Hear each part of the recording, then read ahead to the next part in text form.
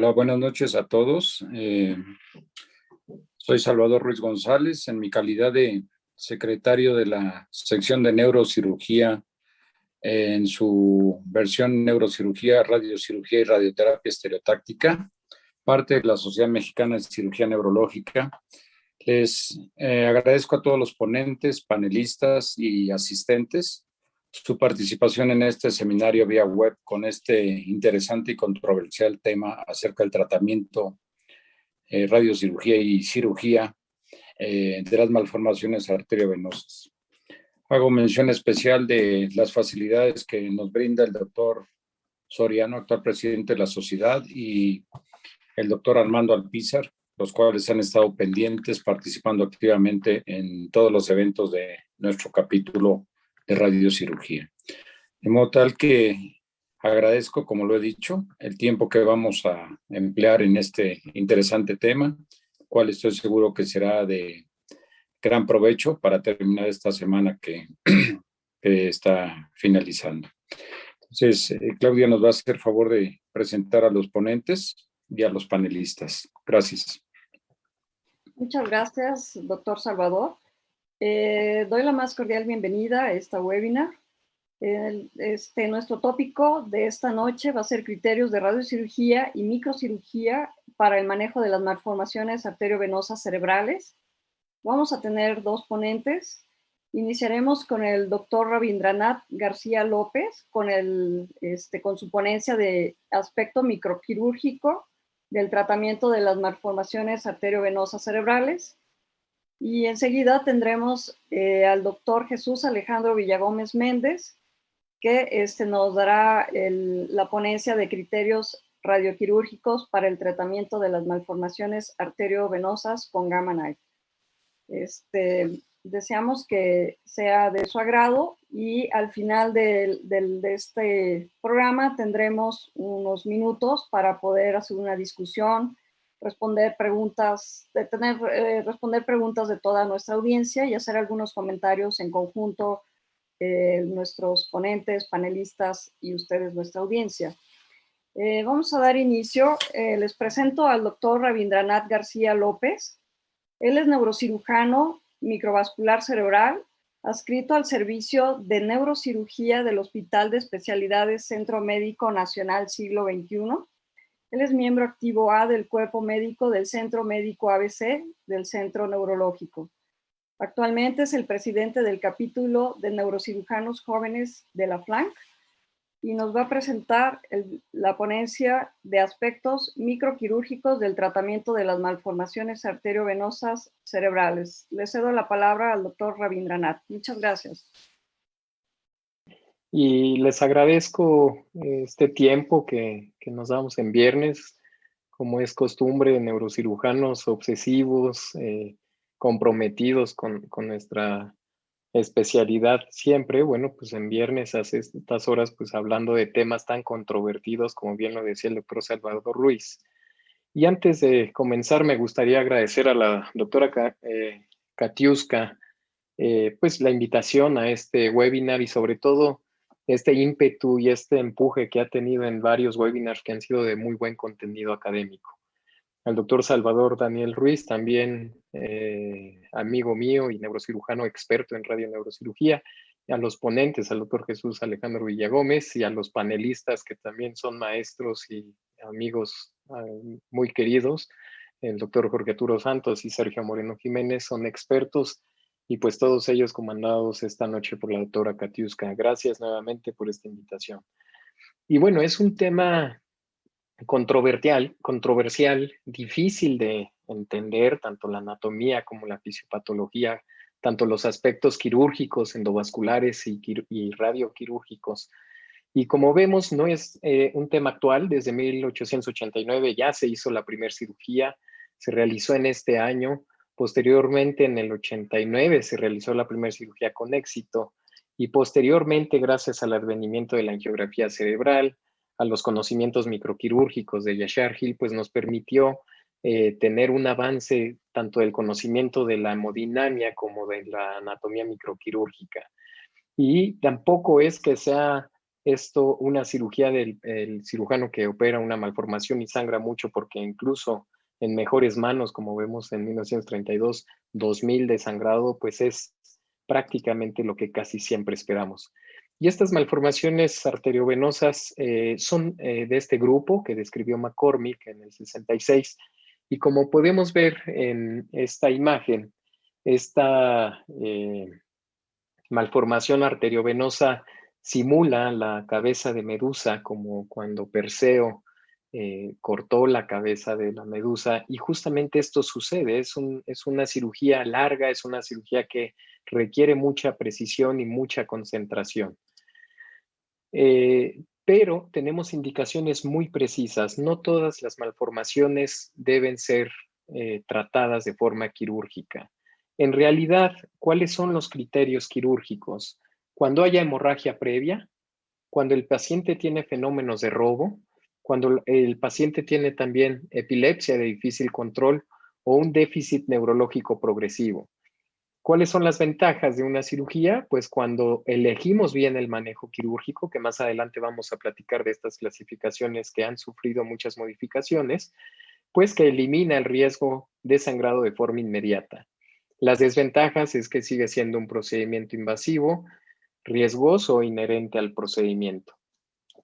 Y estas clasificaciones han sufrido diversas modificaciones. Esta es la primera clasificación que todo el mundo recuerda, la famosísima clasificación de Spessler-Martin, donde clasifica estas malformaciones en 3 grados, pero esta clasificación ya está prácticamente en desuso. En el 2003 existe una clasificación modificada de Spessler, donde tenemos un 3 menos y un 3 más, y un 3 habitual, digamos, en donde las malformaciones con grados 3 más, que implica el tamaño mayor a 3 a 6 centímetros, con drenaje venoso superficial, pero que son profundas, en realidad lo mejor es manejarlas de forma conservador, no necesariamente quirúrgica. El riesgo de las malformaciones, además del riesgo 4 y 5, en realidad se recomienda otro tipo de tratamiento que no son los quirúrgicos. Y esta es una clasificación también que posteriormente Spessler y Martin agregó un grado suplementario, en donde toma en cuenta la edad, el antecedente de sangrado y si el nido es compacto o no. Como vemos, si es compacto, definitivamente es más hacia un manejo quirúrgico. Si tiene antecedente de sangrado, pues evidentemente también. Pero si el paciente es mayor de 40 años, también hay que ser muy cautelosos en esto. El punto de corte son 6 puntos para decidir si es mayor, no se recomienda el tratamiento quirúrgico. Y todo esto lo traigo porque quisiera mencionar este estudio que se realizó de la Aruba. Es un estudio que todo el mundo también recordamos y conocemos en mayo del 2013, que se tuvo que suspender, porque es imposible y con muchas deficiencias metodológicas, y lamentablemente algunos neurólogos clínicos aún lo defienden, y es imposible que podamos meter independientemente del grado a cualquiera de las modalidades. Por lo tanto, como podemos ver, la mortalidad aquí en el grupo médico es 1.8 la mortalidad versus el grupo en donde pues el paciente era tratado con terapia endovascular, con radiocirugía o con embolización, y prácticamente se duplicaba a 2.6.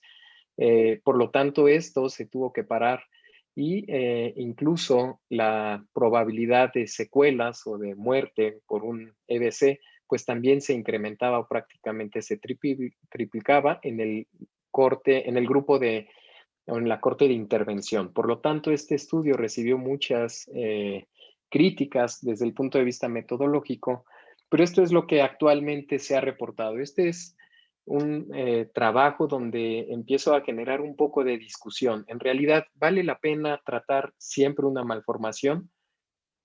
Vean, el riesgo de hemorragia no es solamente el Aruba, sino este es un metaanálisis de la historia natural de una malformación arteriovenosa, y quisiera que vean el porcentaje de riesgo en el primer año de sangrado en una malformación no rota. Es de 2.9 versus en las malformaciones rotas de 7.8 al año.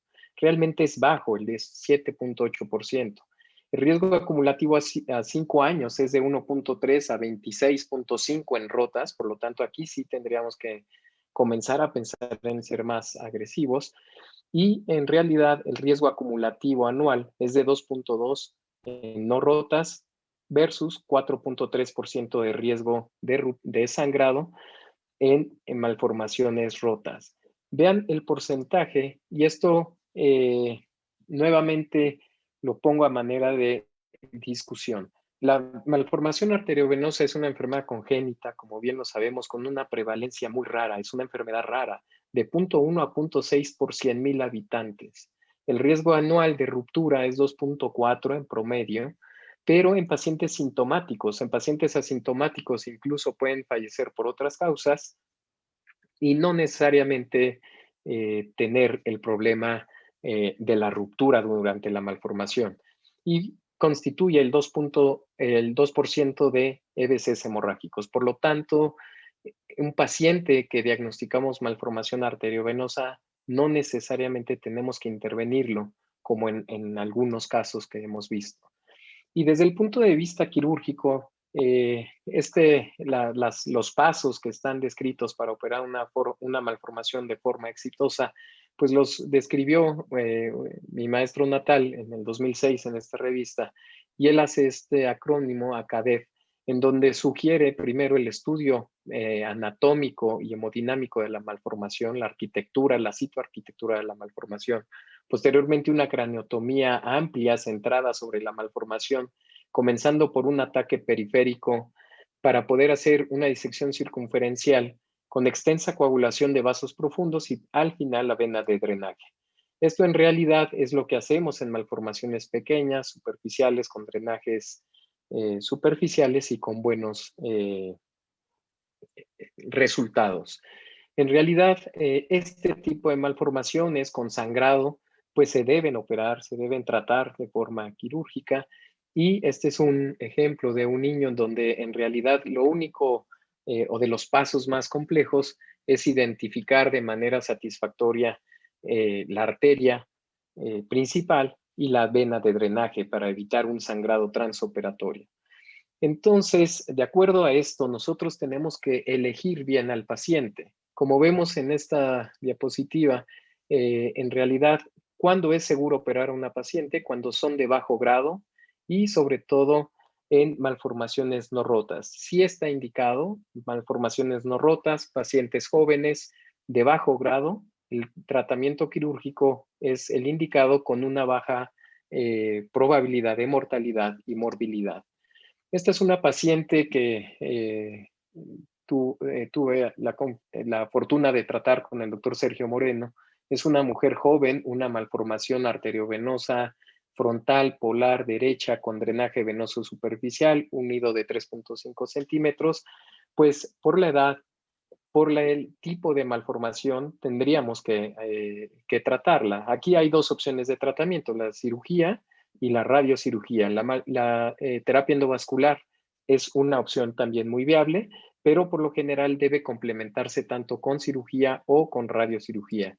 Esta paciente, de acuerdo a la literatura basada en nuestra decisión quirúrgica, basada en el aspecto científico, porque no es porque lo sepamos hacer, debemos basar nuestras decisiones quirúrgicas en base a lo que dice, en lo que está reportado en la literatura, y vemos que la mortalidad y la morbilidad en pacientes con malformaciones de bajo grado es muy baja, la morbilidad y la mortalidad, teniendo un porcentaje de cura muy alto, incluso con una hemorragia, el porcentaje bajo. Esto es lo que hicimos una craniotomía centrada, hicimos una disección circunferencial, el cierre de afluentes, vean la vena de drenaje cómo está arteriolizado, y al finalizar la vena de drenaje, al terminar la resección en bloque de la malformación circunferencial, pues se observa ya un flujo venoso. Esta es parte de la vena que se alcanza a ver con flujo venoso.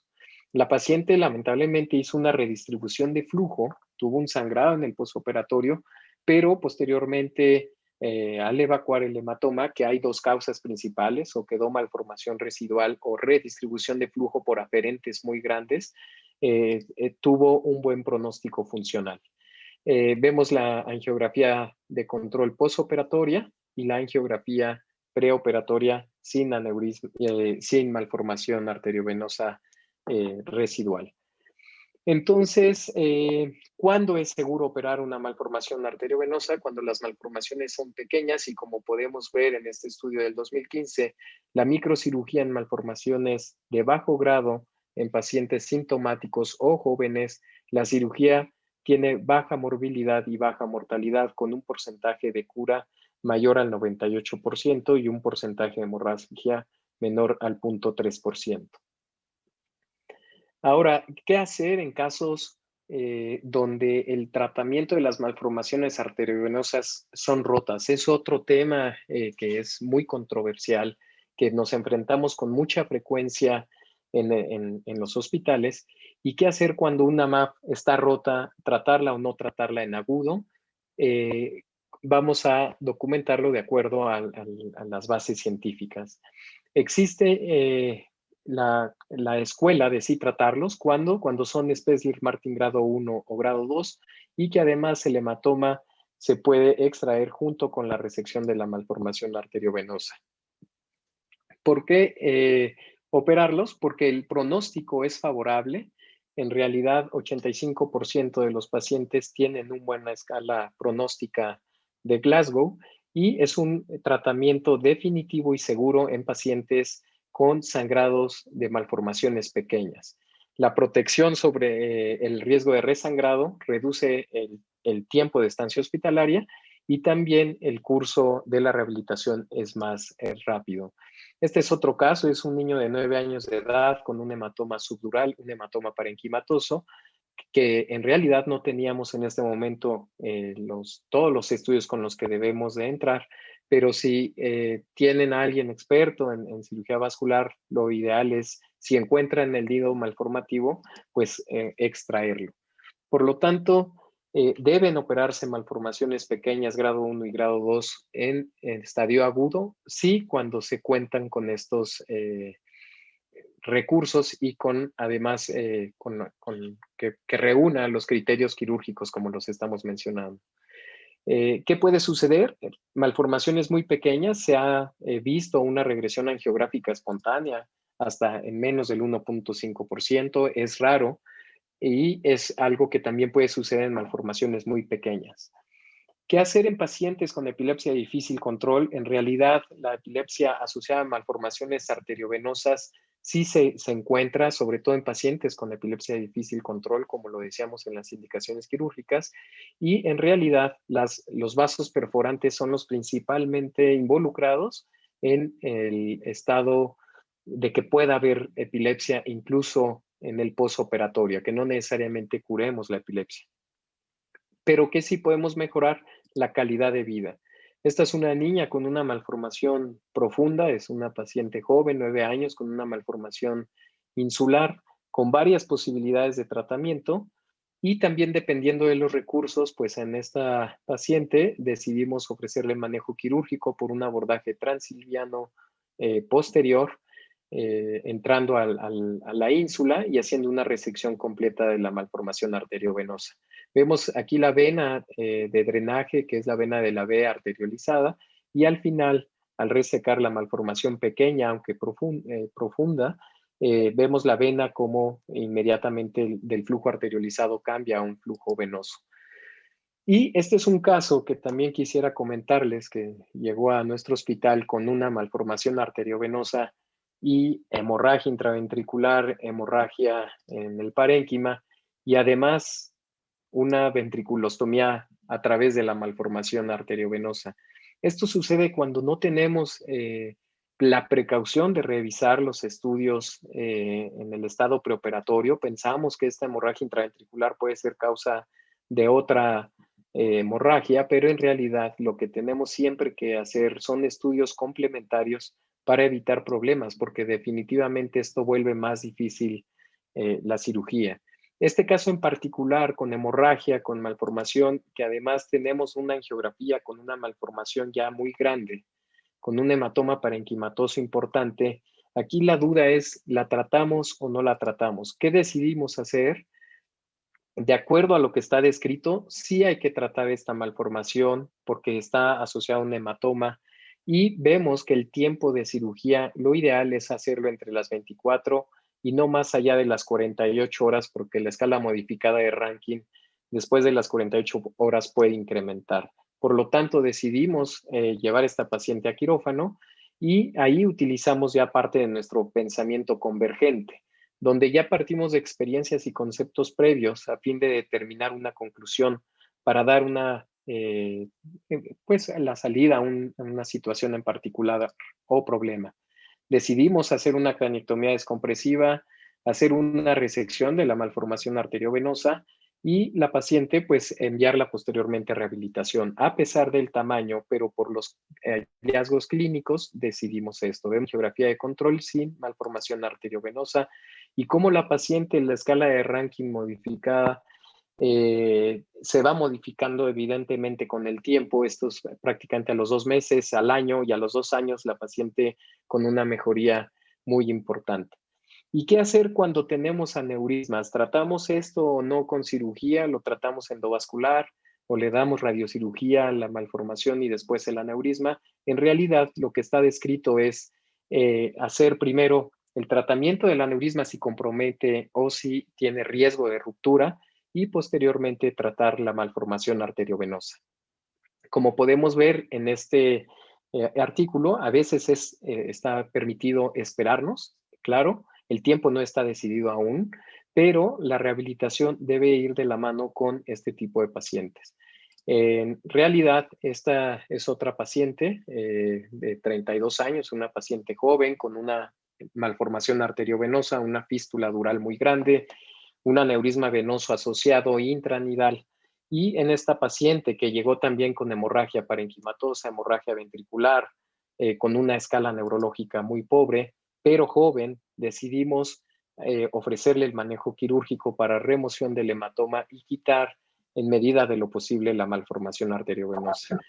Vemos cómo la malformación arteriovenosa se resuelve de forma satisfactoria, sin embargo no completo, y cómo la paciente se rehabilita en el transcurso del tiempo con una mejoría muy importante. Esta malformación residual, posteriormente el doctor Sergio Moreno nos hizo pues el favor de verla y ahora se está tratando con radioneurocirugía. Entonces, en estos casos, sí está indicado el tratamiento multimodal. Este es otro paciente joven de 40 años, una malformación pequeña, temporal, polar, eh, izquierda, con un drenaje venoso superficial. Aquí vemos la vena de la B, pues decidimos el manejo quirúrgico sin previa embolización y el paciente tenemos que tiene un buen resultado clínico y vemos la angiografía de control sin evidencia de malformación residual.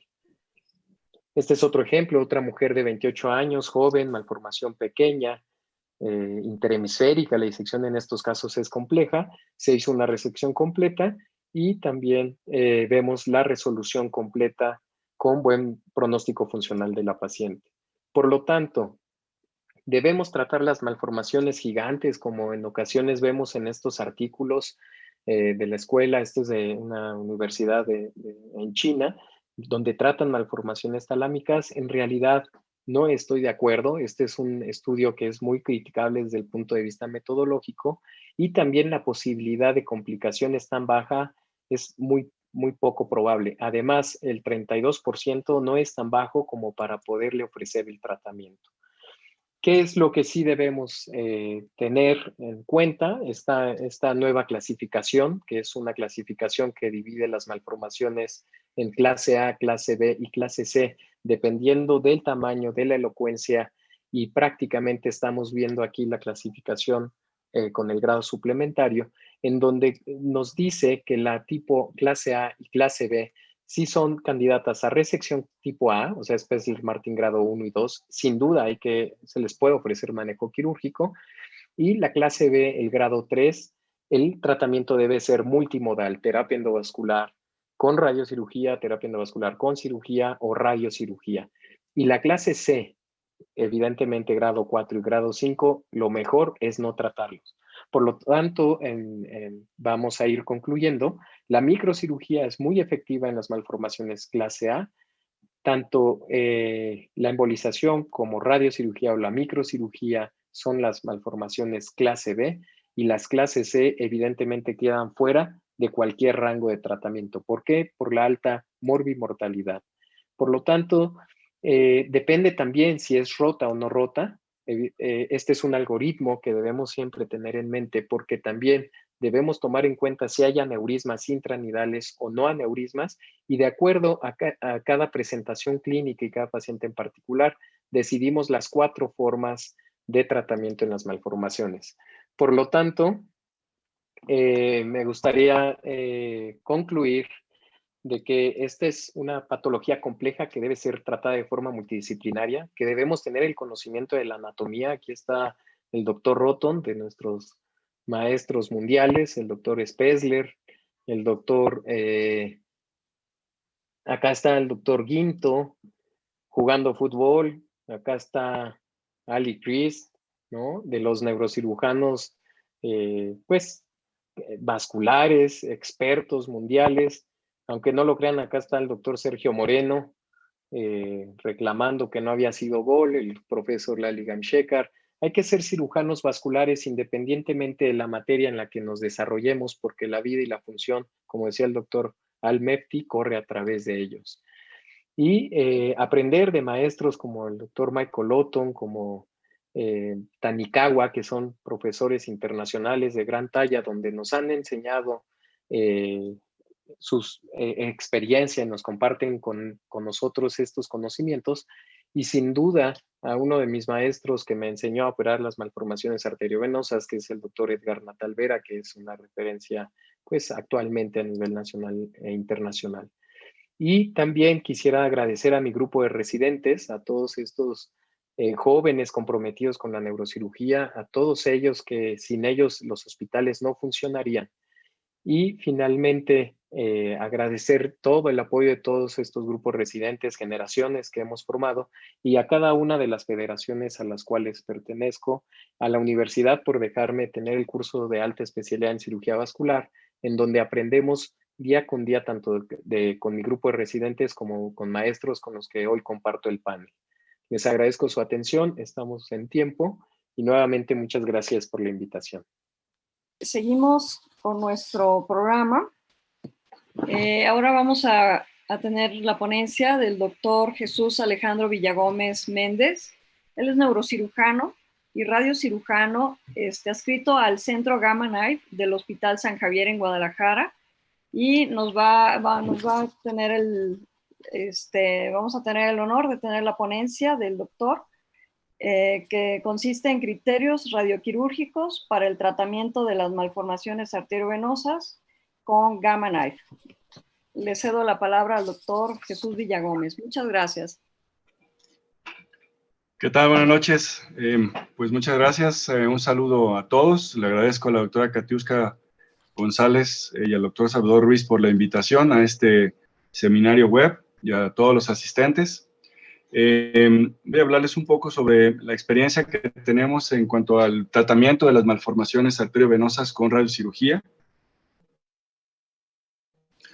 No entraré de lleno a lo que es una definición, ya habló mi colega y amigo el doctor Avidranat al respecto.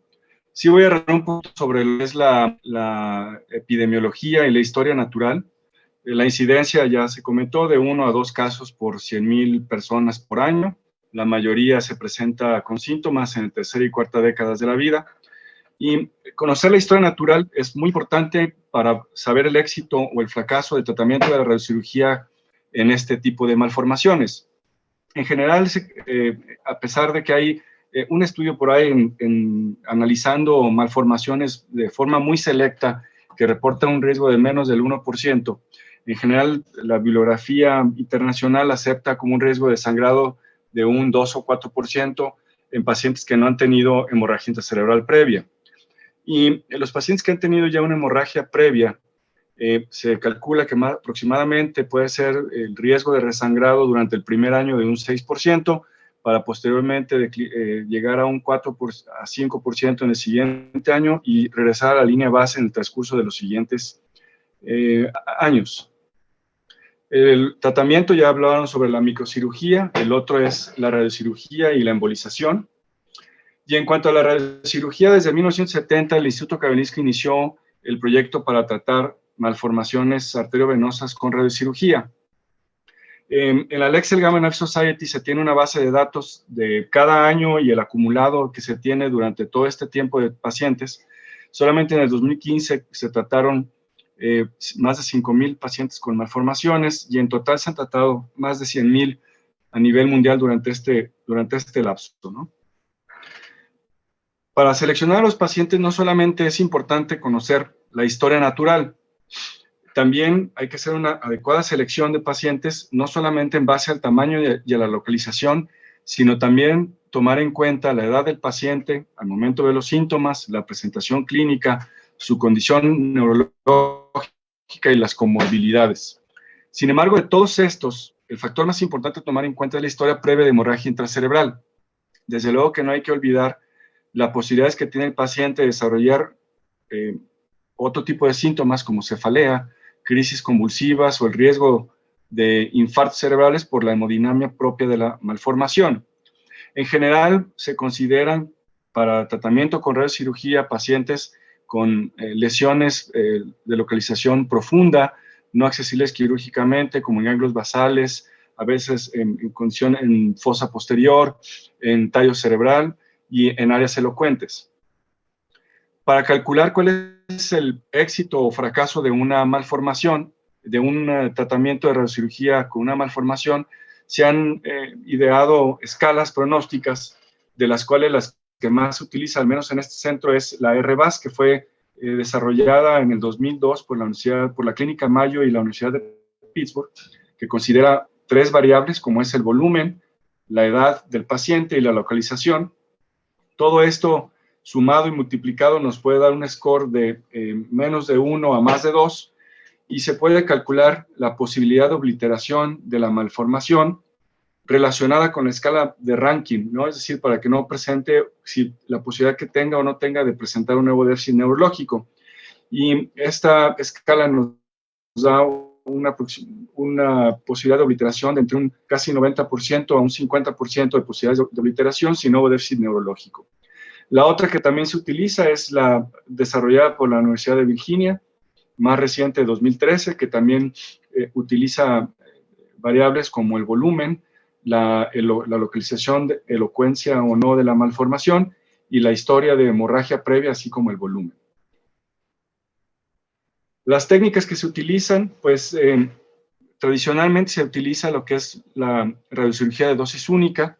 Sin embargo, a partir de 1990 se cambió el concepto para abarcar también tratamientos que se utilicen entre 1 a 5 sesiones de tratamiento, que se llama el hipofraccionamiento. Y uno de los conceptos importantes de la radiocirugía es la inmovilización craneal. En el caso de la dosis única se utiliza el marco de estereotaxia y en el caso del hipofraccionamiento se puede utilizar una máscara termoplástica en el caso del sistema ICON del Gamma Knife o de los aceleradores lineales. Los estudios de imagen que se utilizan es la resonancia magnética con gadolinio. En este centro hacemos la resonancia un día antes del tratamiento y el día siguiente se coloca el marco de estereotaxia. Se hace una tomografía con contraste y una angiografía cerebral y posteriormente se hace un corregistro de las imágenes para tener el volumen adecuado de la malformación. Por lo general se excluyen del volumen a tratar las venas de drenaje y las arterias nutricias con el fin de disminuir el volumen tratado, y el objetivo de esto es tener un plan conformacional en 3D adecuado que cubra todo el nido de la malformación visible en los tres modalidades de imagen. El objetivo final de la radiocirugía es la obliteración total de la malformación sin complicaciones asociadas con el tratamiento. Voy a presentarles algunos casos que hemos tratado aquí en el centro. Se tienen 215 pacientes tratados. Sin embargo, no todos los pacientes han podido realizar un seguimiento adecuado debido a que pues muchos pacientes regresan con su médico tratante y él es el que les hace el seguimiento. pero pudimos obtener en 73 pacientes un seguimiento adecuado, todos ellos mayores de 18 años. En cuanto a la distribución de hombres y mujeres, muy similar a ambos.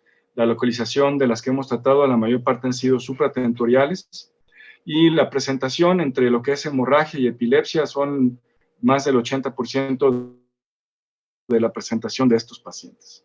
Algunos pacientes han recibido procedimientos previos como la embolización, la craneotomía con intento de exéresis subtotal previa. En 4 pacientes se han utilizado la embolización y la craneotomía, y en 2 pacientes tuvimos un procedimiento de radiocirugía previo. La localización derecha e izquierda es muy similar. La mayor parte de estas están localizadas en el lóbulo temporal o en el lóbulo frontotemporal, y de ganglios basales, que es la mayor parte de nuestros pacientes tratados, ganglios basales o tálamo mesencefálicas. La clasificación también de ellas, la mayor parte han sido grado 3 y grado 4. Esto también tiene que ver mucho con que el grado 1 y grado 2 son pacientes que son candidatos, como ya explicó el doctor Rabindranath, a cirugía para resección. Ya actualmente, obviamente, muchos pacientes con grado 4 y grado 5 ya no se tratan. Y nuestros resultados, tenemos un periodo mínimo de seguimiento de 1 año, máximo de 120, en promedio son 4 años de seguimiento. El volumen tratado varía entre menos de 1 centímetro cúbico a 14 centímetros cúbicos, un promedio de 5.7, pero varía entre 3 y 7 centímetros cúbicos de volumen tratado. Es muy importante por la dosis marginal que podemos aplicar. Lo mínimo que hemos aplicado es de 14 grays, y en promedio una dosis de 19 grays. Dosis menores es muy difícil que logremos una obliteración de la malformación. El seguimiento lo hemos llevado a cabo con archivos de imágenes, revisando archivos clínicos y en algunas ocasiones realizando entrevistas telefónicas con los pacientes. Tenemos una obliteración completa angiográfica o resonancia de 59 pacientes, de 80%, y una obliteración subtotal de menos del 15% aproximadamente, y pacientes que no tuvieron ninguna respuesta al tratamiento, 4 pacientes. Por lo tanto, tenemos una tasa de obliteración del 80%, una morbimortalidad también cercana al 7%. Nuestros pacientes han padecido crisis convulsivas. Un paciente con una lesión en unidad de ganglios basales presentó temblor, y 2 pacientes presentaron depresión. La mortalidad relacionada con el tratamiento es de 6.5. En total hemos tenido 5 pacientes que han fallecido, 2 de ellos por otras causas, y 3 pacientes fallecieron por sangrado post-tratamiento con radiocirugía. De ellos, un paciente presentó un sangrado 24 horas posteriores al tratamiento, y tenemos un paciente que después de 5 años después del tratamiento tuvo un sangrado mortal, y desde luego que este paciente no tuvo una respuesta adecuada al tratamiento. Presentaré algunos casos. Es una lesión tálamo mesencefálica de un paciente masculino, joven. Aquí podemos ver la malformación y la angiografía, y tenemos el seguimiento a 3 años. Utilizamos mucho la secuencia de T2 para ver si no hay cambios producidos por la radiación, como veremos ahí en un caso. En nuestro segundo caso presenta una lesión también de fosa posterior dependiente de la cerebral posterior, con un aneurisma asociado. Este paciente también fue tratado con radiocirugía y una respuesta completa del tratamiento, una respuesta completa de la malformación, perdón. En nuestro siguiente caso tenemos una malformación precentral frontal del lado izquierdo.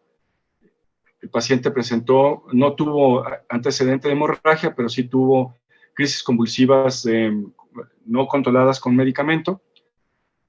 Y el caso a 5 años con una obliteración completa. En muchos casos, desafortunadamente, no es posible conseguir o hacer angiografía posterior al tratamiento, o cuando vemos ya una obliteración, debido a que muchos pacientes no les gusta o no quieren hacerse el procedimiento, pero ya el hecho de verla cerrada en una resonancia puede ser suficiente en algunos casos.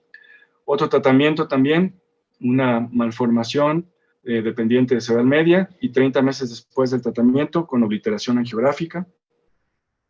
Y ese es un caso que presentamos que es muy interesante debido a la respuesta que tuvo. Es una malformación perimesencefálica y una cisterna perimesencefálica con su vena de drenaje en cortes axiales, coronales y sagitales. Podemos ver, es una malformación compacta.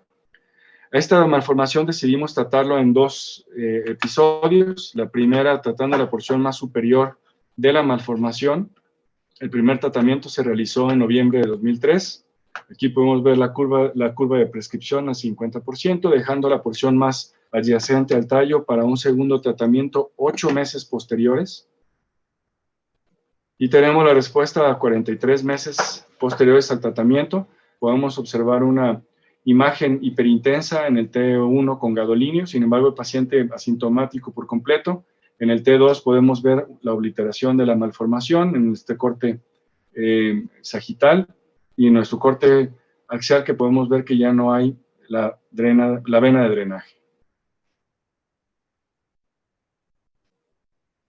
Bien, como ya estuvimos platicando, es una lesión congénita que tiene su historia natural, ya la mostró de una forma muy clara el doctor Abindranath. Oscila entre un 1 a un 3% en general de cuando no tienen una historia previa de ruptura. Sin embargo, el problema es en los pacientes el riesgo que pueden tener posterior a un sangrado. Es ahí donde se entra la discusión sobre qué tipo de, dependiendo del volumen y la localización, de qué tipo de tratamiento es lo que se tiene que hacer. ¿Qué es lo que ofrece la radiocirugía? Ofrece dos opciones principalmente. Una de ellas es la obliteración. En diversas series hay obliteraciones dependiendo del tamaño y dependiendo de la dosis que se tenga y dependiendo del tiempo en el que se hizo el estudio, que tasas que varían del 46% hasta un 92%, con tasas de morbilidad y de mortalidad permanentes y mortalidad de menos del 1%. Varía mucho en el caso de morbilidad transitoria, que puede ser hasta tan alta como hasta un 10%.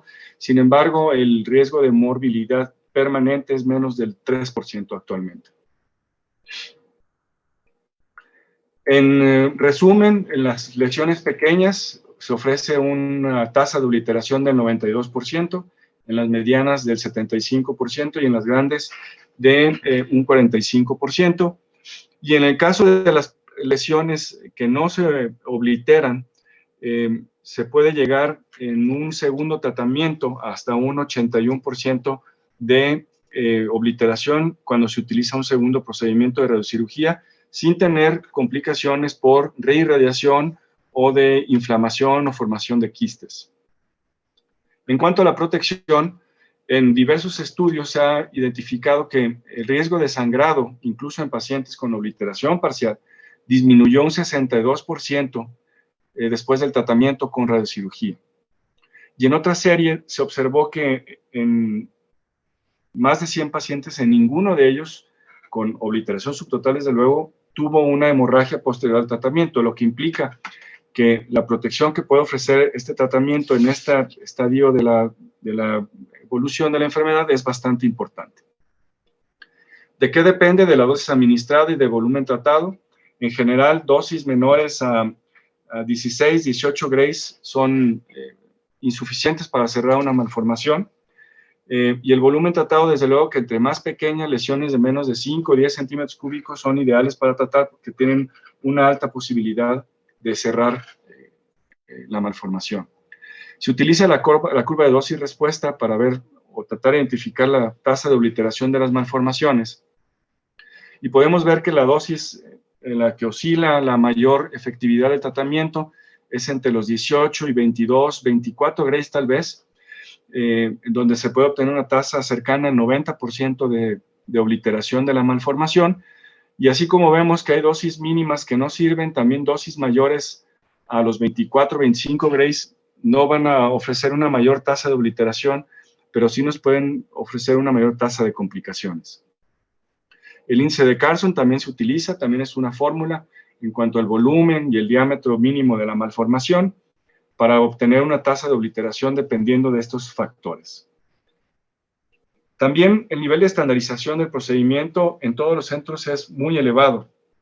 Por lo tanto, los resultados son reproducibles y el cálculo del costo-beneficio en el tratamiento de un paciente determinado es muy exacto. A manera de conclusión, las malformaciones son una enfermedad compleja asociadas con una historia natural potencialmente mortal, en el caso de los pacientes con lesiones que han presentado hemorragia intracerebral. Hay múltiples tratamientos disponibles, por eso es el enfoque único a cada paciente. Son pacientes, como ya se retomó algún tema, en cuanto se puede hacer una resección parcial y complementar con radiocirugía o con embolización. Es una herramienta eficaz para tratar las malformaciones. Las tasas de obliteración varían entre un 60 y 90%, dependiendo principalmente del volumen y de la dosis administrada.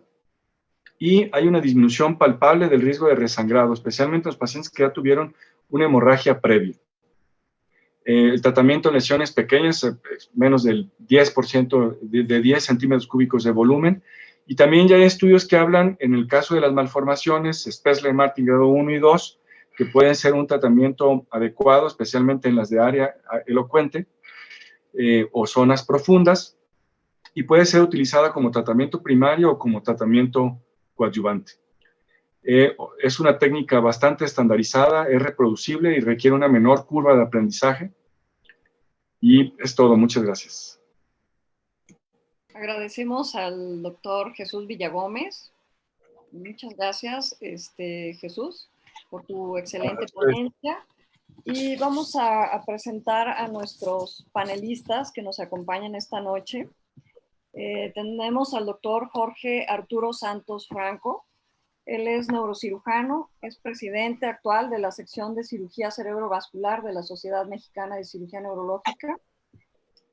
También es especialista en terapia endovascular neurológica y es jefe de neurocirugía del Hospital de Especialidades del Centro Médico Nacional La Raza. También tenemos como panelista al doctor Sergio Moreno Jiménez. Él es neurocirujano con alta especialidad en radioneurocirugía. Es jefe del servicio de la unidad de radioneurocirugía del Instituto Nacional de Neurología y Neurocirugía y del Centro Médico ABC. Actualmente es presidente de la Asociación Mexicana de Radiocirugía. Vamos a empezar unos minutos con preguntas y respuestas de nuestra audiencia y comentarios de los panelistas y los ponentes.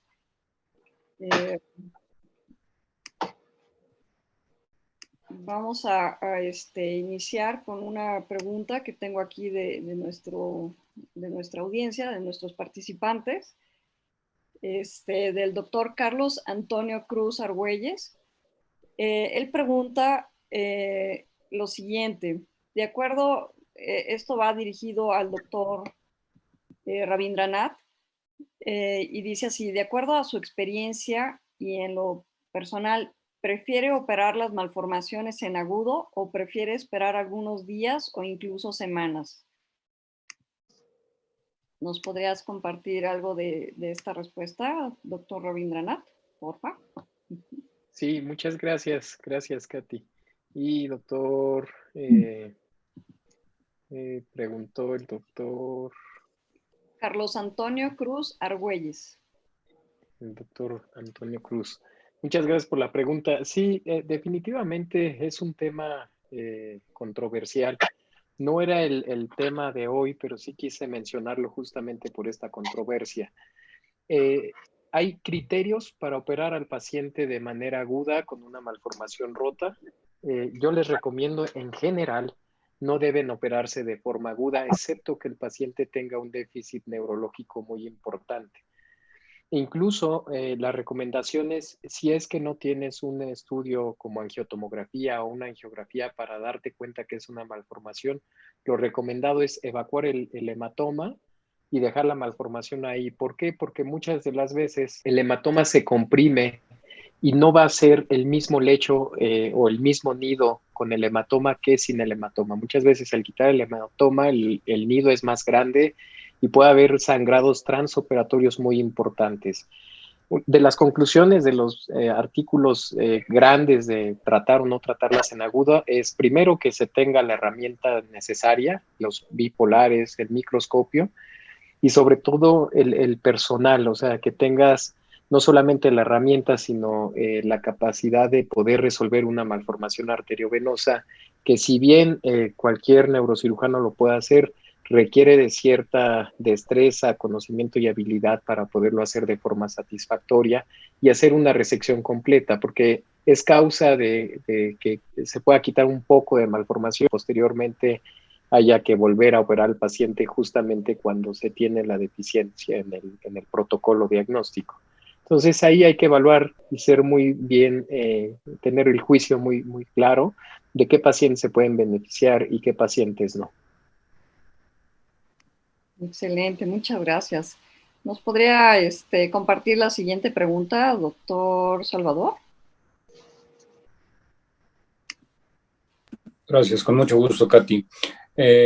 Pregunta el doctor Marco González Hernández de la Ciudad de México si la terapia endovascular podría ser una opción de embolización por un abordaje transvenoso de la malformación profunda en prioridad a la radiocirugía, como entiendo, como un tratamiento inicial. Si fueras tan amable, Jorge, por favor.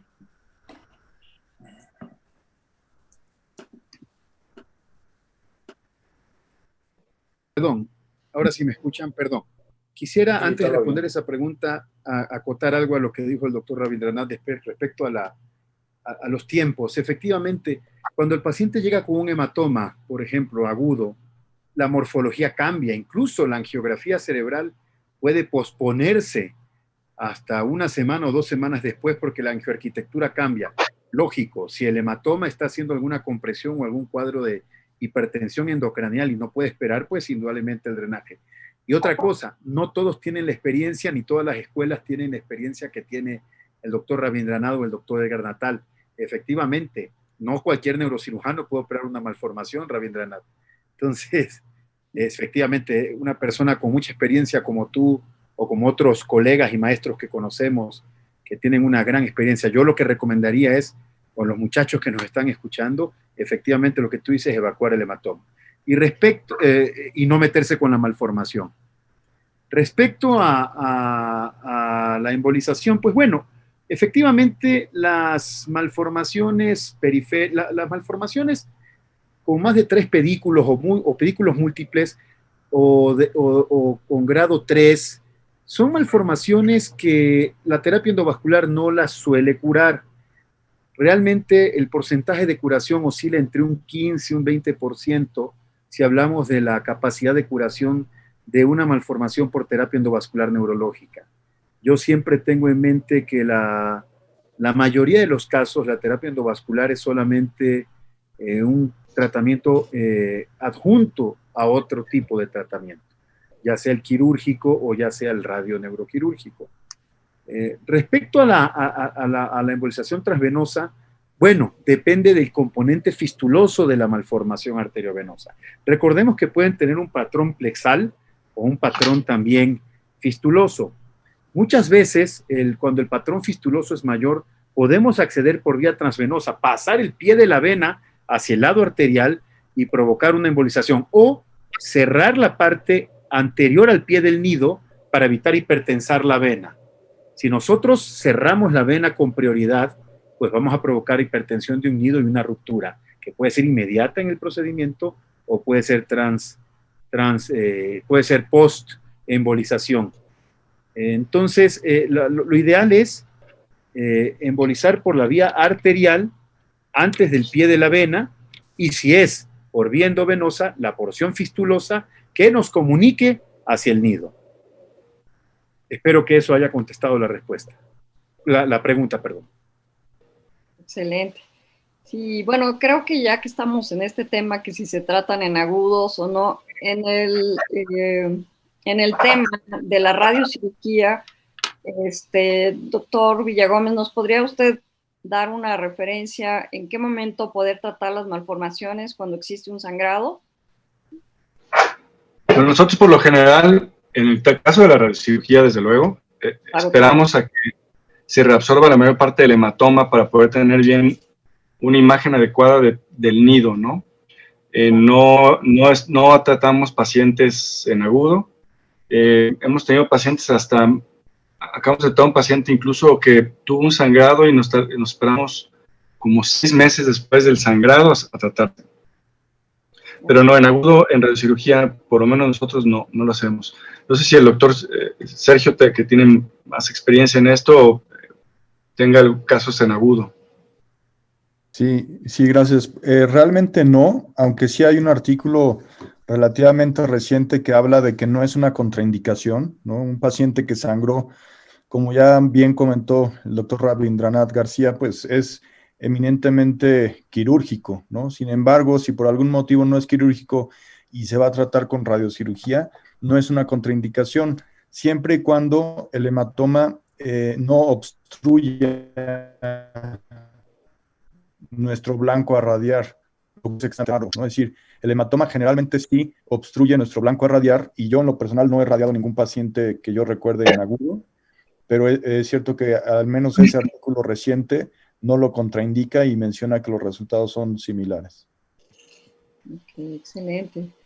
Pues tenemos otra pregunta del doctor Marco González Hernández.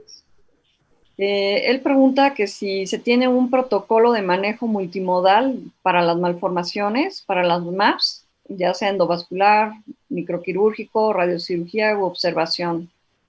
¿Algún comentario hacia si se tiene un protocolo por parte del doctor Rabin? Por favor. Gracias, doctora Katiuska. Doctor González, muchas gracias por la pregunta. Sí, evidentemente mi recomendación en el instituto se tiene.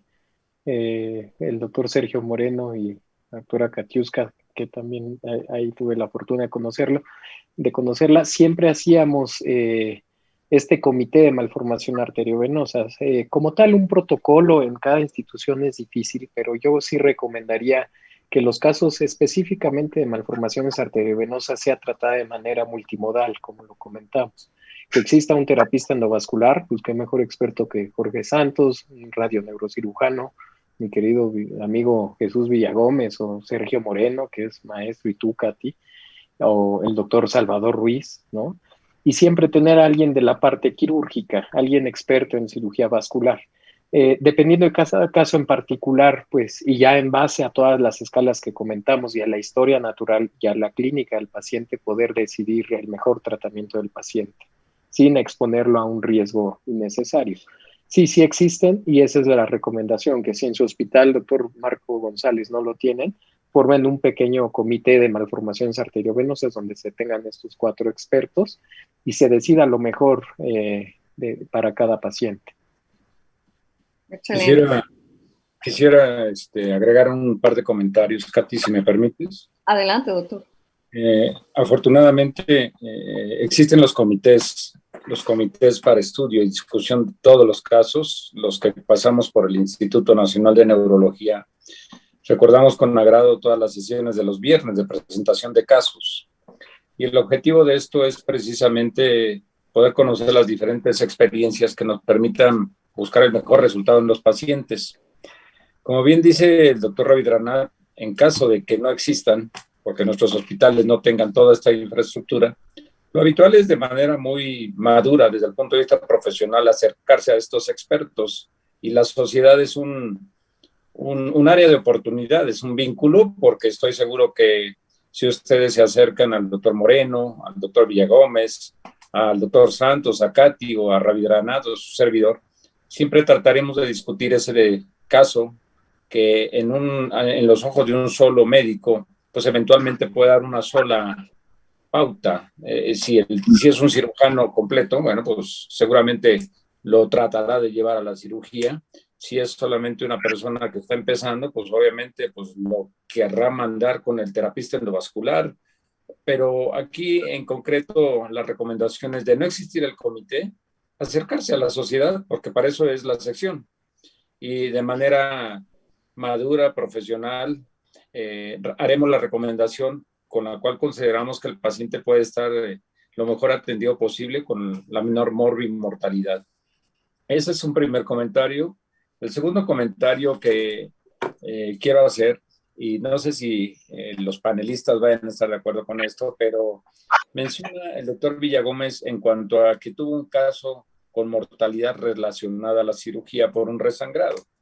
Esto es un poquito discutible en función de que la radiocirugía no es, como decíamos, un láser que destruya de manera inmediata, sino al paso del tiempo los vasos van sufriendo obliteración.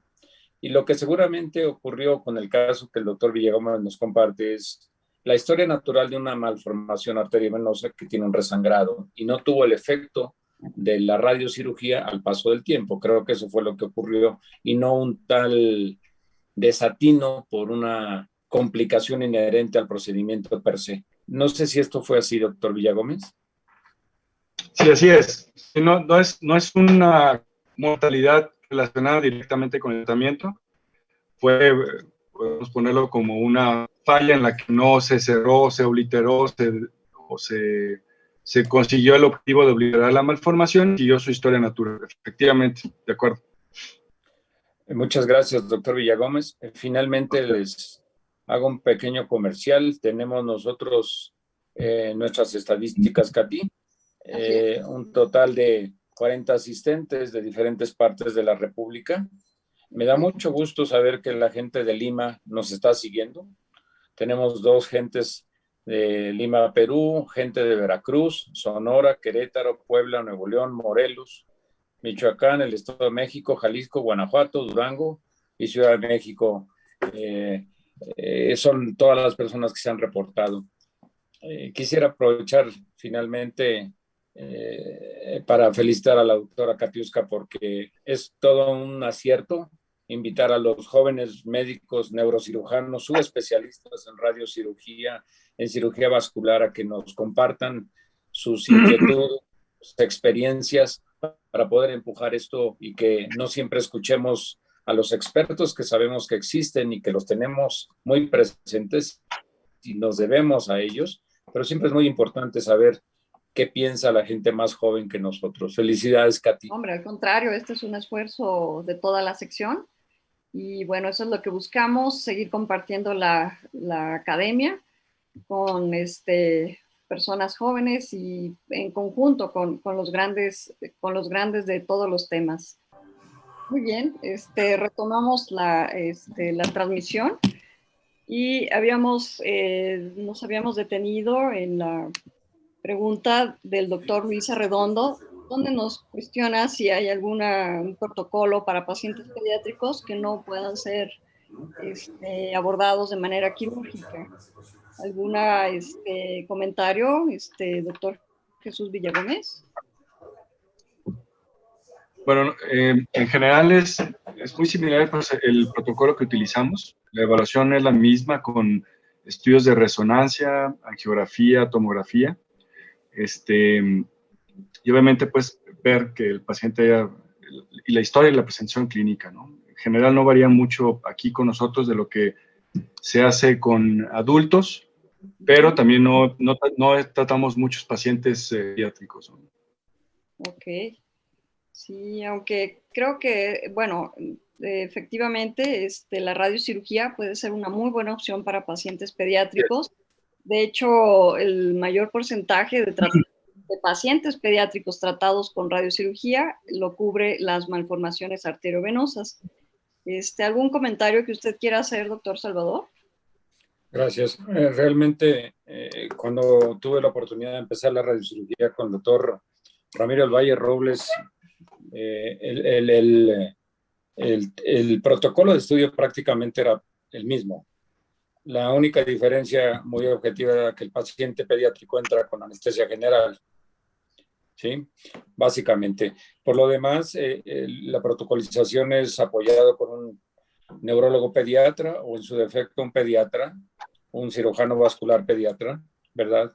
La gente que tenga la experiencia en radiocirugía, no tengo entendido que al día de hoy, no sé si Sergio o alguien más pudiera auxiliarme si ya tenemos un radiocirujano pediatra, pero el enfoque es prácticamente el mismo, tener todos los puntos de vista de los expertos vasculares, no vasculares, clínicos. Y en el caso de los chiquillos, el pediatra es un líder para la toma de decisiones, ¿no? El protocolo se puede extrapolar del adulto al niño y, como les repito, en sus inicios, yo tuve la oportunidad de tratar con el doctor del Valle en Médica Sur muchos pacientes pediátricos con muy buen resultado. No sé si, Sergio, ¿tienes algún conocimiento en cuanto a algún neurocirujano pediatra con la sub en radiocirugía? Sí, lo desconozco, Okay. pero sí hemos tratado muchos pacientes, principalmente del Instituto Nacional de Pediatría, que nos refieren al Instituto de Neuro. Tenemos, hasta donde recuerdo, un poquito más de 130 pacientes pediátricos, ¿no? Radiados. Y como bien comentan, pues los resultados, de hecho lo publicamos, es una publicación solamente en malformaciones en pacientes pediátricos. Los resultados son los mismos que en los adultos. Nuestro protocolo no cambia ni para la selección del paciente, ni para la técnica de tratamiento. Lo único que cambia, por supuesto, es que a veces estos pacientes pues hay que hacerlos con anestesia, ¿no? Dependiendo de la edad. Pero fuera de eso, nosotros, el protocolo es exactamente el mismo que en adultos. Gracias, doctor Moreno. Katy, si me permites, se acaba de conectar con nosotros, o seguramente nos siguió la doctora Lisbeth Sandoval Olivares. Es un neurocirujano con la subespecialidad también en radiocirugía y nos hace una pregunta que dice, bueno, felicita al doctor Villagómez y al resto de los ponentes y panelistas por sus opiniones. Y ella específicamente quiere saber qué complicaciones hemos encontrado para tratar pacientes con radiocirugía que previamente han sido embolizados, si es que han ocurrido. Doctor Villagómez, ¿está por ahí? No, sí está por ahí. Bueno, lo que hemos visto nosotros un poco más frecuente es la falla de obliteración, incluso en malformaciones pequeñas. Y la otra que hemos visto es en la zona donde está material de embolización. Hemos tenido pacientes que han presentado edemas cerebrales, o bueno, edema adyacente a esa zona, transitorios. La mayor parte con ellos con esteroides, 2 o 3 meses se les quita, pero eso es lo que yo he visto en mi práctica, ¿no? Sobre todo el cierre de la malformación que se afecta más. Esto es lo más frecuente que he visto. Por favor, doctor Moreno. Sí, gracias. Nosotros igual analizamos el factor de embolización previa a la radiocirugía en nuestro grupo de pacientes del instituto y no encontramos una diferencia realmente en la tasa de obliteración entre los previamente embolizados y no embolizados. Si nosotros hacemos una revisión de la literatura, ¿no? En los últimos 3 años encontramos una gran cantidad de artículos. Algunos hablan en pro de que no hay diferencias, otros hablan de que sí interfiere con la tasa de obliteración, pero me parece que todos estos artículos realmente la metodología no es la misma y creo que lo que yo concluiría después de eso y con la experiencia propia del instituto es que depende de quién lo embolice, ¿no? Una embolización realizada por alguien con experiencia, en donde hace una embolización hasta cierto punto concéntrica que cumple la función, al menos para radiocirugía, que es principalmente disminuir el volumen, por un lado, proteger aneurismas, cuando hay aneurismas intranidales, proteger el domo, o hacer una malformación más lenta, entonces más radiosensible. Cuando cumple esos objetivos, sin duda es de gran utilidad.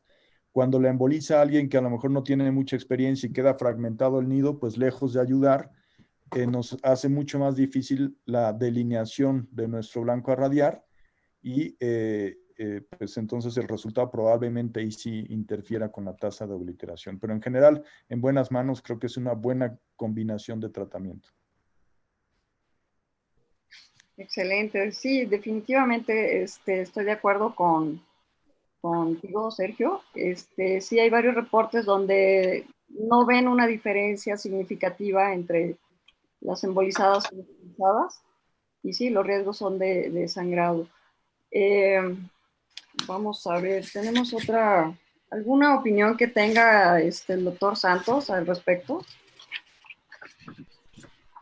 Sí, efectivamente lo que dice Sergio, sobre todo la fragmentación del nido. Ujú. Es como cuando sucede una ruptura, el paciente va directo a radiocirugía y el nido se encuentra fragmentado. Yo creo que ahí mismo, la misma situación de dificultad para obliterar un paciente por radiocirugía. Lo importante es no fragmentar el nido. Hubo mucha controversia un tiempo con la utilización del etilvinilalcohol, del Onix. Sin embargo, los reportes son ambiguos, como lo dijo ya Sergio. Yo creo que lo más importante es evitar cerrar fístulas, porque también una MAP muy rápida o procesos fistulosos van a provocar una disminución o retardo o falta de respuesta al tratamiento radioquirúrgico, y no fragmentar la malformación. Eso yo creo que es lo más importante. Mantener un nido compacto, una reducción compacta del nido, y disminuir o cerrar el componente fistuloso que pueda tener la malformación. Así es. Hay una última pregunta, Katy, muy interesante. Así es. El doctor Marcos González Hernández nos dice, y la dejo abierta para todos, el estudio Aruba demuestra que es mejor no tratar en malformaciones no rotas. Puntos, pero él pregunta, ¿pero cuáles malformaciones no rotas debemos de tratar? Si de entrada nos están comentando que las recomendaciones no tratarlas, él queda con un poco de duda de cuáles sí tratar, que están no rotas. Hay algunas características o signos de ruptura de la MAP, pone entre comillas, básicamente incita al doctor Rafael Martín Mojica Ore. Bueno, esta es una nota que tiene ahí. Los escucho, no sé si pudieras empezar, Ravi. Doctor Ruiz, muchas gracias. Sí, con todo gusto. De hecho, ya lo habíamos comentado previamente, doctor Marcos González, que el Aruba en realidad no clasificó las MAPs no rotas por tamaño ni por localización. En realidad, aleatorizó todo tipo de malformaciones. ¿Cuáles sí tratar? Y lo vuelvo a repetir, malformaciones grado 1, grado 2, todas las subtipo A de la clasificación de Spetzler y Ponce, el tipo A, que venía muy claro cuáles eran las consideradas quirúrgicas, y evidentemente las malformaciones que están rotas, que tienen algún compromiso neurológico en ese momento y que el paciente puede ser, además de evacuar el hematoma, puede ser tratado por un experto para la resección de la malformación, si es que es factible. En realidad, el resto de las malformaciones, el tratamiento se sugiere o se recomienda multimodal. Y también depende del contexto clínico del paciente. Como decía Jesús Villagómez, no todos los pacientes se deben de tratar. Sí tenemos que tomar en cuenta la edad, la presentación clínica y sobre todo pues que haya o no comorbilidades. La edad es un factor muy importante. Por favor, Jorge. Sí, agregaría además que, por supuesto, aunque no esté rota, un paciente que tenga epilepsia de difícil control o que estando controlada de repente empieza a ser de difícil control, o también los déficits progresivos, efectivamente, incluso en las 3 o 4, donde un manejo de disminución del tamaño del nido, a pesar de que sea grado 4, si el paciente tiene un déficit progresivo, ni qué decir de las 3 y más aún de las tipo 1 o clase 1A o clase B. Entonces, yo creo que le agregaría a las no rotas el déficit neurológico progresivo y la epilepsia de difícil control.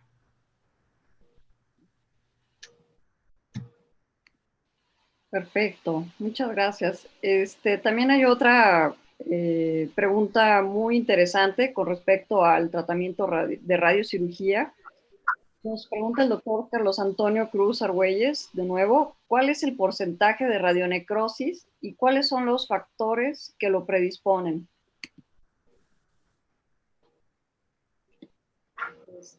¿Alguien gusta contestar? ¿De Jesús? Bueno, es variable dependiendo el estudio que se cite, ¿no? Hay estudios que hablan hasta un 10-12%. Y los factores que más influyen es la dosis. Una dosis muy alta, como ya vimos ahí en las curvas de Carson y en las curvas de Flickinger, hay un momento en que una dosis más alta ya no nos va a dar una tasa mayor de obliteración, pero sí nos va a dar una tasa mayor de complicaciones, ¿no? Principalmente edema, radionecrosis. Y la otra es también, obviamente, las malformaciones grandes no se pueden tratar a veces en una sola sesión, precisamente porque el volumen nos impide darle una dosis muy alta para que pueda cerrar, y es como si no la pudiéramos tratar. Entonces, en esos casos se divide el volumen de la malformación, lo que se llama volume stage, para el tratamiento, para tratar de disminuir esa complicación. Pero la mayor variable es la dosis que se administra. Adelante, Sergio. Sí, gracias. Como comenta bien Jesús, pues una de las variables más importantes es el volumen, pero sobre todo la relación volumen-dosis, ¿no? Es decir, uno puede dar una dosis muy alta en un volumen pequeño y más o menos el riesgo de radionecrosis se puede ser similar a radiar un volumen más grande con una dosis un poquito menor, ¿no? Entonces, esa relación dosis-volumen es muy importante. Y de esas tablas exactamente de riesgo de radionecrosis, que de acuerdo a las tablas en donde nosotros nos basamos para la selección de dosis, el riesgo calculado de radionecrosis, cuando uno respeta esas tablas, es del 3%. Es decir, uno en su serie no debería de tener más del 3% de riesgo de radionecrosis. Y ese 3% es porque es un porcentaje que ya se sale del control de la selección de la dosis. Cuando nosotros, por ejemplo, de esas tablas hay que bajar la dosis por debajo de 15, 14 grays, por ejemplo. Y eso quiere decir que probablemente sea una dosis que no va a lograr una obliteración, que es la que esperamos. Y ahí es en donde, en lugar de dar una dosis única, pues deberíamos de buscar alternativas de tratamiento. Pero si uno rebasa entonces, si le da, por ejemplo, 20 grays a una malformación de más de 10 centímetros cúbicos, sin duda vamos a tener más de 3% de riesgo de radionecrosis. Pero ese 3% que hemos tenido, yo recuerdo al menos de nuestra serie de pacientes, pues alrededor de unos 6 o 7 pacientes que han tenido radionecrosis, yo creo que más de 500 pacientes radiados en la actualidad, pues es un riesgo idiosincrático, en donde a pesar de que uno respete esas tablas de selección de dosis, pues hay personas que desde el punto de vista genético tienen esa mayor sensibilidad a la radiación. Eso está perfectamente estudiado en cáncer, por ejemplo, ¿no? En radioterapia, en donde hay algunos polimorfismos o mutaciones asociadas a respuestas exageradas a la radiación y que en sistema nervioso pues no se ha estudiado tan a fondo, son estudios muy costosos. Pero a pesar de que uno respete esa selección de dosis-volumen, siempre existe un 3% de riesgo de radionecrosis. Excelente. Sí, esto va muy relacionado definitivamente con la dosis y el volumen, ¿sí? Y en la experiencia de ustedes, ¿cómo han tratado esa radionecrosis? ¿O en qué casos han tenido casos que tengan que operar para resolver ese problema, o solamente con esteroides o alguna otra alternativa que nos pudieran compartir? Sergio. Sí, hay un protocolo, es decir, para pacientes que tienen edema inducido por radiación y que llegan a radionecrosis, el protocolo nos indica que hay que dar corticosteroides a dosis altas, luego irlo bajando, generalmente responden bien, pero si uno va bajando la dosis y empiezan a tener síntomas nuevamente, entonces es un segundo curso de dosis alta de corticosteroide. Por supuesto que está indicada cuando esta radionecrosis tiene repercusión clínica. Yo recuerdo una paciente que hizo radionecrosis pequeña, pero por imagen solamente, pero no tenía clínica. A esa paciente no le damos tratamiento. Pero en estos pacientes que ya llevan 2 cursos de corticosteroides a dosis altas y responden temporalmente, pues lo que sigue entonces ya puede ser tratamiento, por ejemplo, con cámara hiperbárica a 2 atmósferas. y con eso generalmente tienen buena respuesta al tratamiento. Y ya en otros casos también ya hay artículos que hablan del uso de algún antiangiogénico como el bevacizumab, que es un tratamiento ya demostrado para la radionecrosis también. Entonces, esta combinación de tratamientos, pero en ese orden, corticosteroide, luego cámara hiperbárica y bevacizumab, pues es una opción de tratamiento. Ahora, hay pacientes que tienen una complicación asociada, que es radionecrosis y después con degeneración quística, que también lo hemos visto. El tratamiento de esos pacientes es colocación de un reservorio de Ommaya. Es el tratamiento ideal. Ok, excelente. Déjenme revisar, vamos a revisar. Bueno, creo que han quedado las preguntas con sus respuestas, excepto, bueno, una del doctor Arredondo. Él insiste en los pediátricos. ¿Ustedes tienen esperen un segundito? Comenta que si existe ya una experiencia en resultados a mediano y largo plazo en pacientes pediátricos que suficientes para recomendar el tratamiento de radiocirugía. Esa es la pregunta. La experiencia en el instituto, Sergio, con esos pacientes que ya han sido publicados, ¿alguna estadística que fuertemente sea el tratamiento para estos pacientes pediátricos? Mi opinión iría en respecto a que los resultados son realmente igual que en los adultos, ¿no? Es decir, si uno selecciona bien al paciente, independientemente de la edad, al paciente le debe de ir bien, con tasas de obliteración muy similares. Es decir, las tasas de obliteración, generalmente en este tipo de artículos uno las divide por centímetros cúbicos de la malformación, ¿no? Y no considera la edad. Y yo diría, por ejemplo, para malformaciones de menos de 1 centímetro cúbico, pues si son niños o son adultos, hay pues cerca del 100% de probabilidad de que se cierre. Y si vamos de 1 a 4 centímetros cúbicos, a lo mejor esto baja a 90, ¿no? Y si subimos, por ejemplo, entre 4 y 10 centímetros cúbicos, a lo mejor baja a 70, 80, pero independientemente de la edad. Y hay muchísimos artículos en pediatría que, por supuesto, que sustentan muy bien el tratamiento de estos pacientes con radiocirugía. Les va igual de bien que los adultos cuando se selecciona adecuadamente.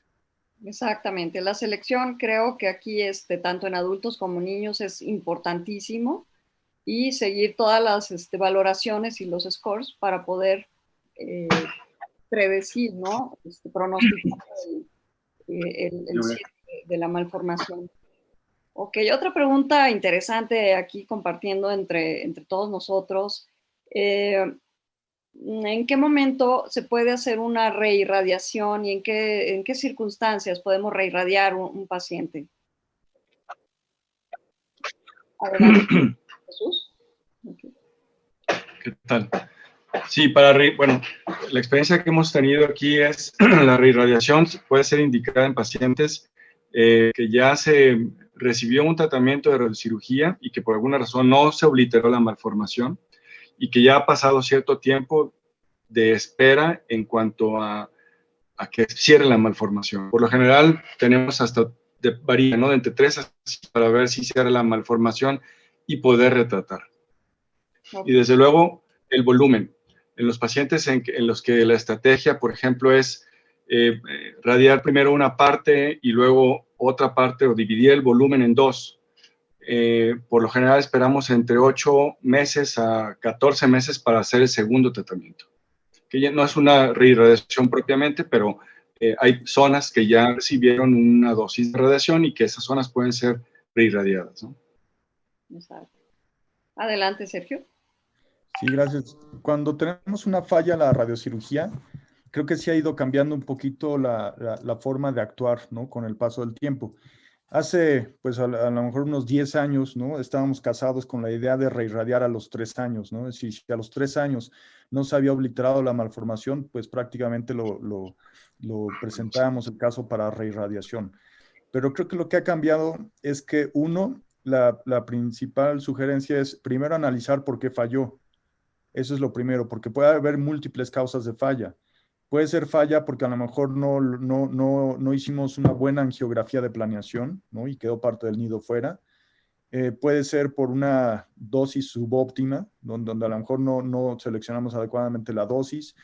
Puede ser que sí tenga material de embolización, y algunos artículos, como ya se comentaron, hablan de que el material de embolización, al tener un material con un número atómico alto, pues interfiere con la dosimetría. Entonces puede ser que yo diga que le di 20 grays y a lo mejor le di 18, ¿no? Entonces, una vez que sepamos cuál es la causa de la falla, ¿no? Si es que llegamos a tener ahí una hipótesis, pues nos ayudará a decidir si es un paciente para reirradiar o es un paciente que también hay artículos que hablan de que se pueden rescatar. Por ejemplo, si todo lo hicimos bien, seleccionamos bien la dosis, pues se puede evaluar por parte de terapia endovascular para rescatar ese segmento de la malformación que podríamos llamar entrecomillado como radioresistente. Por algún motivo todo se cerró, menos esa parte del nido, y entonces se podría intentar embolización. Pero si vemos que es candidato a reirradiación, pues hay artículos que hablan, por ejemplo, de los pacientes que hemos radiado, o los que lo escriben en el artículo, y que sangraron, por ejemplo, al 4.º año después de incluso haber...